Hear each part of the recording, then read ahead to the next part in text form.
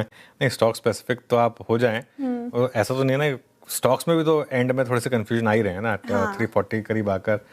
तो देखिए श्रेया, मेरा मानना ये है कि 24,650 से 24,700 वैसे ही आज सुबह हमारा सेल जोन था।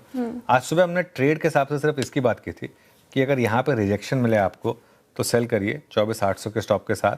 हालांकि मेरा व्यू अभी भी यही है, वहाँ से रिजेक्शन आया, वहाँ से आप स्लिप हो गए, लेकिन ये ट्रेंड रिवर्सल नहीं है, ये सिर्फ एक ट्रेड थी जो प्ले आउट हुई है। अभी भी हम 24,350 के ऊपर हैं, और जब तक हम 24,350 के ऊपर हैं मार्केट का बड़ा ट्रेंड पॉजिटिव है। और जब अगर बड़ा ट्रेंड पॉजिटिव है तो उसमें जो आपका लॉजिकल टारगेट होता है वो हिट होना चाहिए। तो 24,800 इस मूव में हमारा लॉजिकल टारगेट है पोजिशनली, उसमें चेंज नहीं है। ये जो आज ट्रेड थी ये इंटरडे की ट्रेड थी कि इंटरडे में आप अगर इसको रिजेक्शन देखेंगे तो एक बार के लिए आप वापस नीचे आ सकते हैं। तो वो व्यू इंटैक्ट था, वो व्यू अभी भी ठीक ठाक चल रहा है। अच्छा, एक और दिक्कत हुई है कैश की वजह से। क्या हुआ है ना, कैश की वजह से टेक्निकल चार्ट पर फर्क पड़ा है। ज़्यादातर लोग क्या करते हैं, कैंडलस्टिक चार्ट्स बनाकर उसके बाद उसको ट्रेड करते हैं, ठीक है। अब कुछ लोग 5 मिनट का चार्ट यूज़ करते हैं, कुछ लोग 15 मिनट का यूज़ करते हैं, कुछ लोग 1 घंटे का यूज़ करते हैं, कुछ लोग 2 घंटे का यूज़ करते हैं।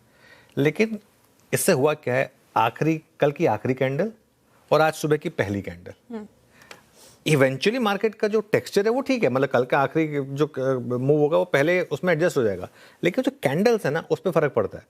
तो उसमें फिर आप अगर अपने टाइम फ्रेम से उसको एडजस्ट करेंगे तो उसमें दिक्कत आती है वहाँ पर सारी के सारी, ठीक है।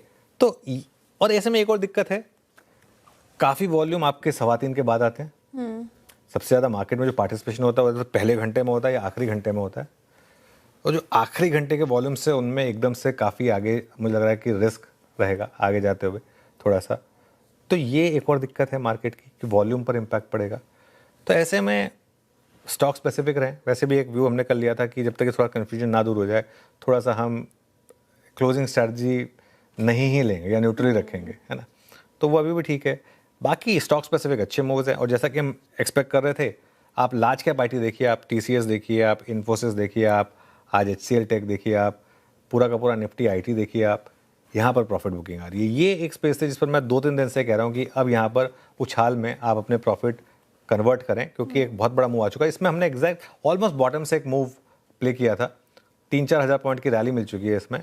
अब यहाँ पर थोड़ा सा फ्रेश ना लें, और चाहे तो प्रॉफिट बुक करें या स्टॉप लॉस ट्रेल करें। ये हमने आज सुबह एक IT पे भी लिया था, वो प्ले आउट हो रहा है। और इसके अलावा मेटल्स, आई थिंक ये एक और स्पेस थी, मेटल्स और PSU बैंक्स। आज सुबह PSU बैंक्स की भी हमने बात की थी कि PSU बैंक्स भी थोड़े से अच्छे लग रहे हैं। तो मेटल्स और PSU बैंक्स यहाँ फिर भी ठीक ठाक मूव आए हैं। आई थिंक वो एज इट इज़ इंटैक्ट है। जहाँ तक निफ्टी की बात है, लेवल्स में 24,350 से 24,400 ये आपका निफ्टी पर सपोर्ट जोन है, थोड़ा नीचे आई एम श्योर। और रेजिस्टेंस तो आज वेल डॉक्यूमेंट हो गई है, आज का हाई 24,650 से 24,700 पर। बैंक निफ्टी की जहाँ तक बात है, 57,000 से 57,200 ये आपका सपोर्ट है बैंक निफ्टी में। और थोड़ा सा चाहे तो 57,400 कर लें उसको, 200 डे मूविंग एवरेज।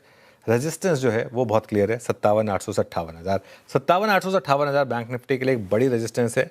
अब आई थिंक ये वेल डॉक्यूमेंटेड हो चुका है, क्योंकि हर रैली यहाँ पर आकर टिक वो हो रही है, क्या कहते हैं उसको, फेल हो रही है। और एक बड़ा फैक्टर है उसका HDFC बैंक। मैं अगर बार बार एक चीज़ आपको बता रहा हूँ, HDFC बैंक, प्लीज़ ज़रूरी नहीं है कि आपको हर स्टॉक में पैसा बनाना है। ये देखिए, ये HDFC बैंक का स्टॉक है, इसका 52 वीक लो 726 का है। आज हम 733 पर आ चुके हैं, 7 ही रुपये दूर रह गए हैं 52 वीक लो से। और 52 वीक लो भी ऐसा नहीं है कि 52 वीक लो है, 52 वीक लो आई थिंक शायद 2 ईयर लो है। तो ये भी एक दिक्कत है HDFC बैंक जैसे स्टॉक के लिए। ये थोड़ा सा बैंक निफ्टी के ऊपर प्रेशर डाल रहा है। खैर एनीवे,